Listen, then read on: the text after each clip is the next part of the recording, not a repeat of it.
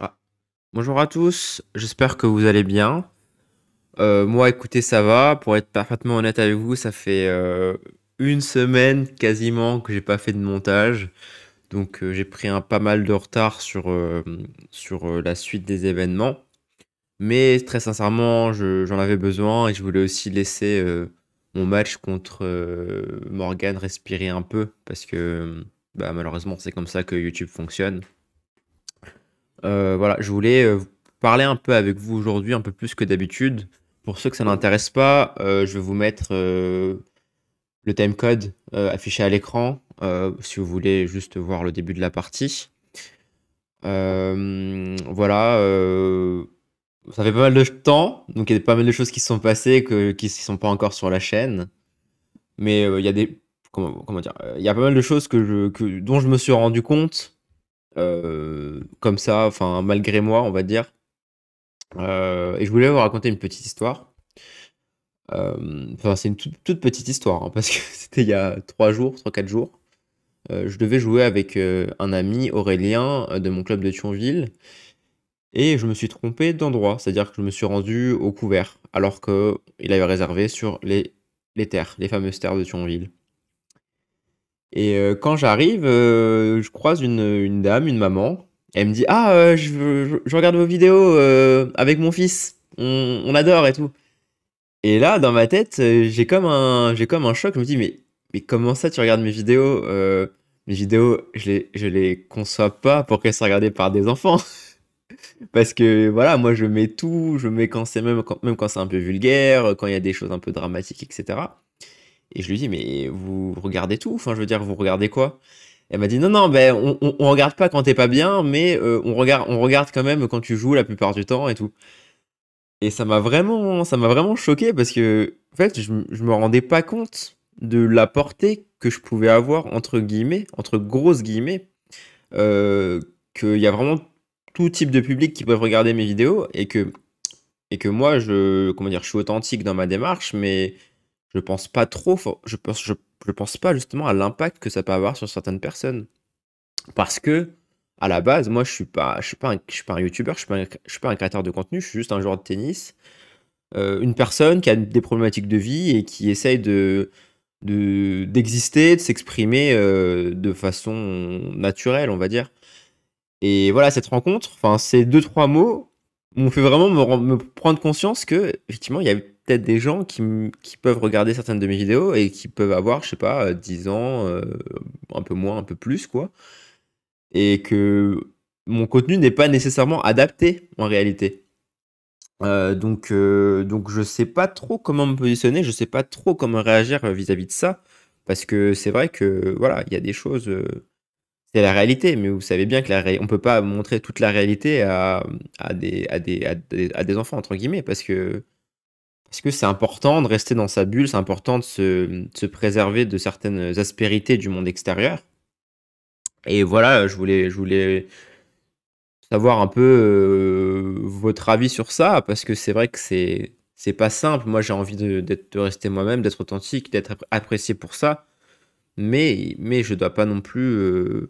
Il faut que je pense à ces gens qui peuvent éventuellement regarder mes vidéos et être un peu choqué, effectivement, être un peu décontenancé par le contenu que je propose.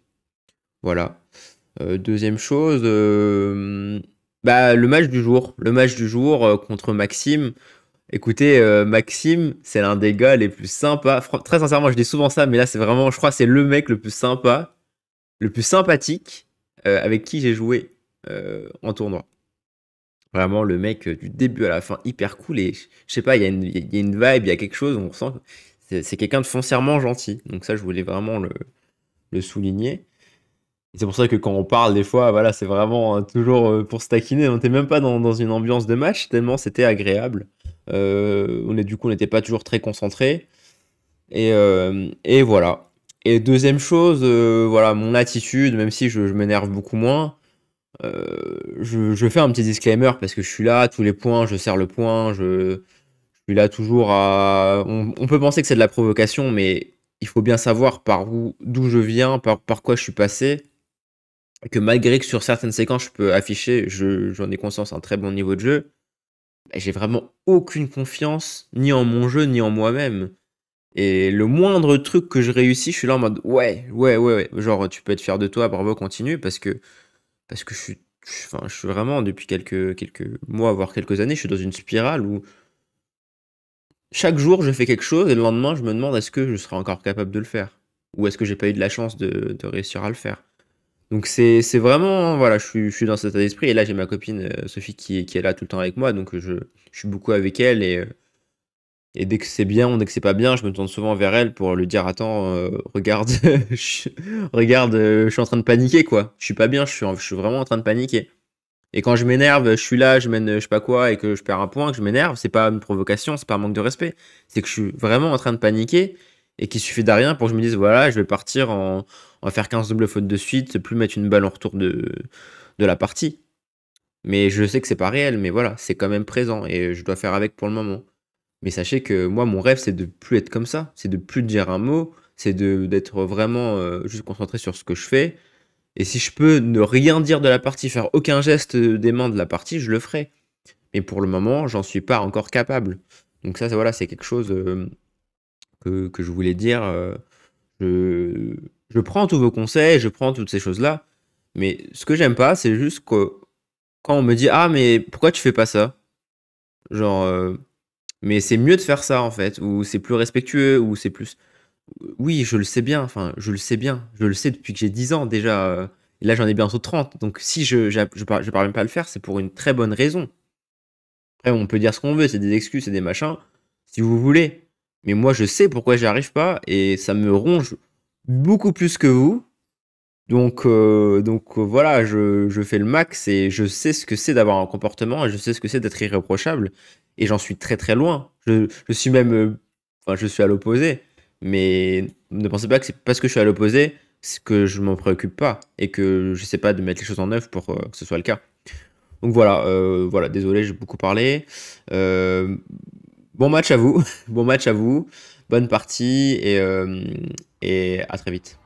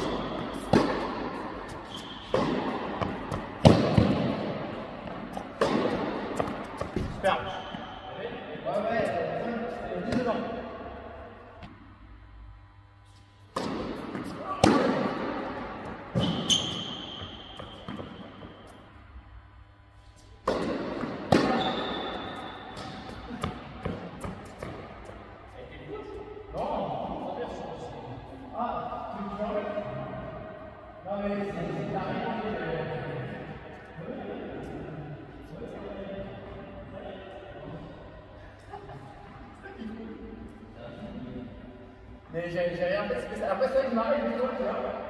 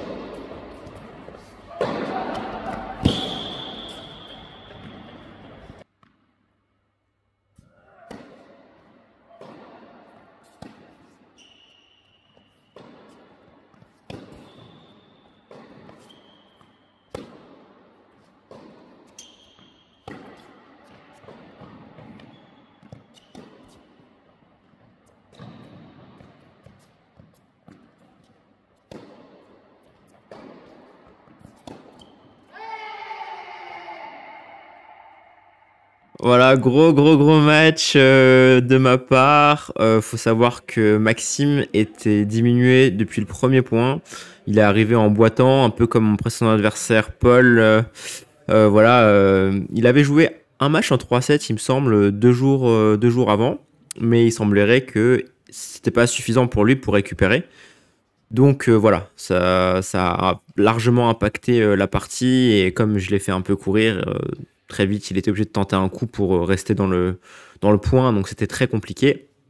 Au-delà de ça, il y a eu de très beaux points, il a fait un magnifique twinner. Et moi j'étais sur ma lancée un peu, en fait pour tout vous dire c'est mon deuxième match de la journée, le premier match c'était celui contre Morgan. Donc voilà, j'étais relativement chaud, bien qu'un peu fatigué. Et j'avais les mêmes sensations, donc voire des meilleures, parce que toute la frustration de ce que j'ai raté sur la fin du deuxième contre Morgan, bah là j'ai pu mettre ça un peu plus en place, surtout au niveau du service. Donc c'était vraiment superbe de ce côté-là. Mais bon, à chaque jour suffit sa peine, donc comment dire, le niveau du jour est pas le même que celui du lendemain, donc je me réjouis pas trop. Je sais très bien que tout est toujours à refaire, d'autant plus pour moi.